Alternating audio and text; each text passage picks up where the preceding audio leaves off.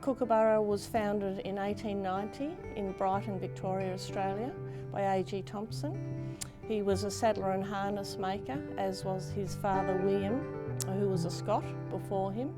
A.G. was born in England, in St Ives in Northamptonshire, and he came here as a young married man when he was about 23 years old.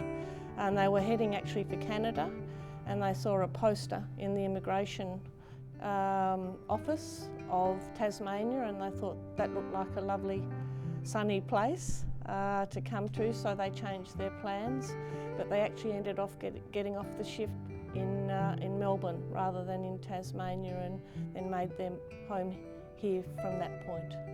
At the turn of the century before this one, there was advent of the motor car.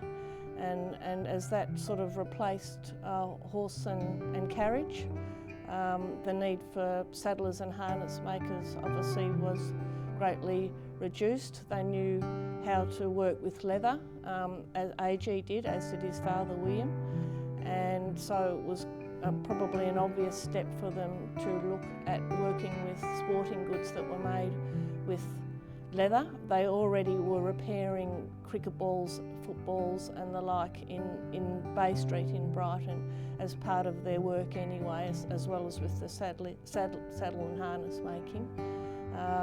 So it was probably an easy step for them. Well, we've been manufacturing for about 130 years, so Kookaburra has made many sporting goods in that time and still does.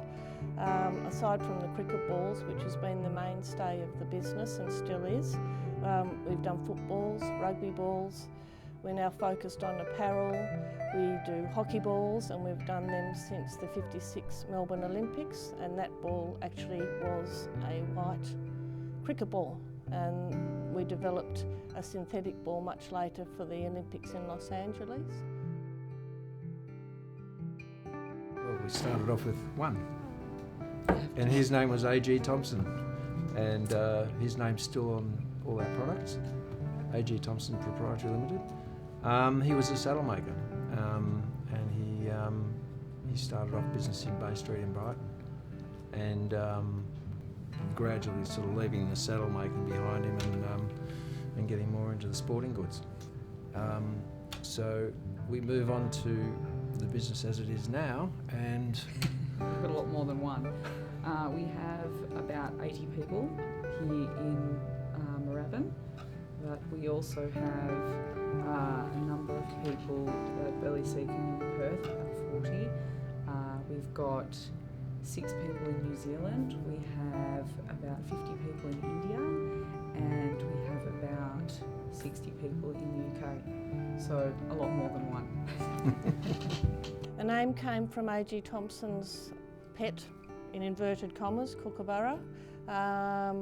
He used to sort of reside in the peppercorn tree in A.G. Thompson's backyard, where his family lived in Bay Street in Brighton. So we were A.G. Thompson for many years, and then we changed that, I think in the 90s, to Kookaburra because everyone was calling us Kookaburra anyway.